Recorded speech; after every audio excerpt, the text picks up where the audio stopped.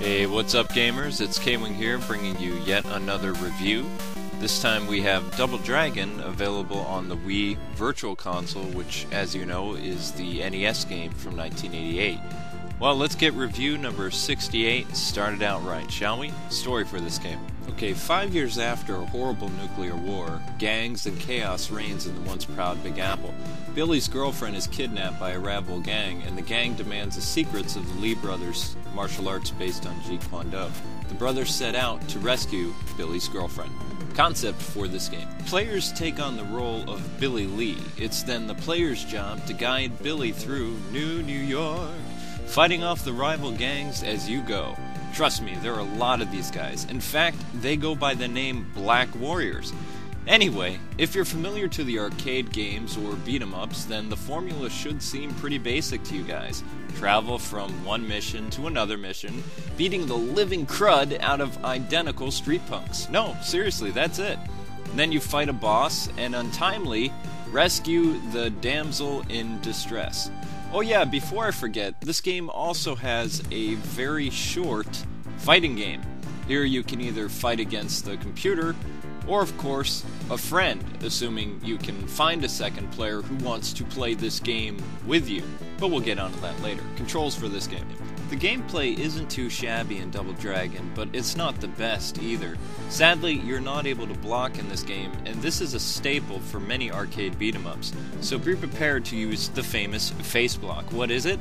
Why, you just stick your face in front of a punch and block it. Your character is the master of face blocking. Anyway, the one button in this game will punch, and the two button will kick. If you need to jump, you have to press the punch button and then the kick button, and you can do kind of like this flying kick. Your character can also pick up weapons like bats, knives, TNT, all kinds of fun things, and then you just whack them with the punch button. Now, what's important about this game is you can learn different attacks by gaining hearts. Now, you do this, it'll unlock different martial arts moves like the Spinning Fist of Doom. Now, the Spinning Fist of Doom is commonly referred to as the elbow punch, and it's probably your best attack in this game. It's pretty awesome, and we'll touch more base on that in the history segment. So, all in all, the gameplay's okay, so you just beat stuff up, collect hearts to unlock new moves, like throwing your enemy like a ragdoll, and that's basically it. Time for the design for this game. Alrighty then. In all honesty, there isn't anything in this game that screams, "Look at me! Aren't I cool looking?" The only thing that I really remember about this game from my childhood is there's this stage right here with the purple and pink cave thingies, and either the stalagmites or the stalactites are falling. I can never get the two right. And this stage right here looks like something out of Castlevania. This strange temple reminded me of like a Buddhist shrine thingy, but why would the villains have a hideout inside of a monastery for peaceful people? Oh well, I guess that's an unsolved mystery for another day, or never. Possibly. I don't know. Anyway, moving on to the history segment. Double Dragon got its start in the arcades in '87, and it was the first of its kind to offer two-player co-op and the ability to arm yourself with the bad guy's weapons. Double Dragon re-released on the NES in 1988 and was a decent port of the arcade. However, two-player mode was that of Super Mario in turns, and what players most remember about this game is the spinning back fist of doom. Different than in the arcade version, the NES version made Jimmy Lee out to be the shadow boss.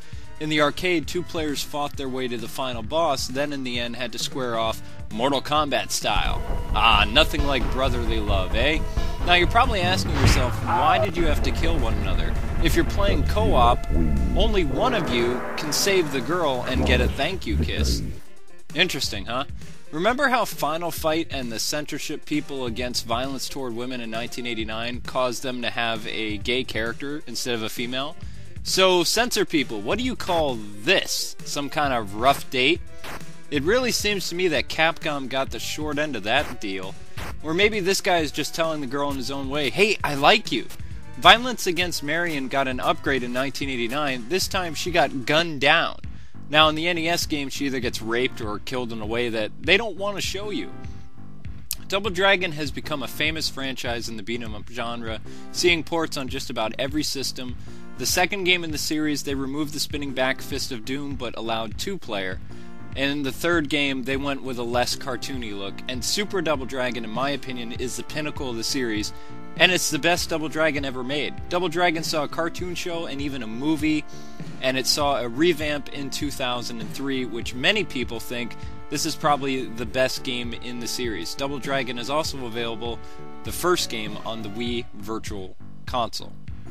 Alright, time for the bad aspect. Fun time. Well, as cool looking as this cave level is, the stage itself is pretty gay and annoying. The jump mechanic in this game is also horribly broken. It is terrible. Now, for the NES port of this game, we got a game filled with numerous glitches and a lot of "holy crap, I didn't do that" moments. Or what, are you kidding me? How did he fall through the platform? Ah! This part of the stage, I mean, what happened here? Oh my goodness. Okay, this part that you're seeing right here, the whole part of this stage, which drove me absolutely bananas, is there's a rhythm for getting past those moving block thingies. So once you think you have the pattern memorized, this is what happens. 1, 2, 3, boom. Okay, so I got the pattern pretty much memorized here, you'd think, right? So I'll get by it without getting hit once. I don't think so. Right there. Another thing that stunk about this game is the removal of two-player mode in kind of a in-turns Mario thing. Time for the good aspect. Now, in a good sense, Double Dragon is a decent port of the arcade gem, but sadly has a lot of bugs not found in the arcade version. One such notable bug is the spinning back fist of doom, as I've been commonly referring to it in my review. So, if you guys don't know what the move is, it is the spinning back fist of doom. Insert echo there. Now, using this glitch is actually my tip for the game gamer, so let's go over this again. The spinning back fist of doom is the cheapest and most powerful move in the game. Why it's so awesome? Okay.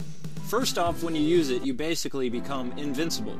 Not to mention, you can make quick work of both the bosses and kill street punks with just 2 hits. And it makes playing the game a little bit more fun than it is, because let's face it, it is a very difficult game.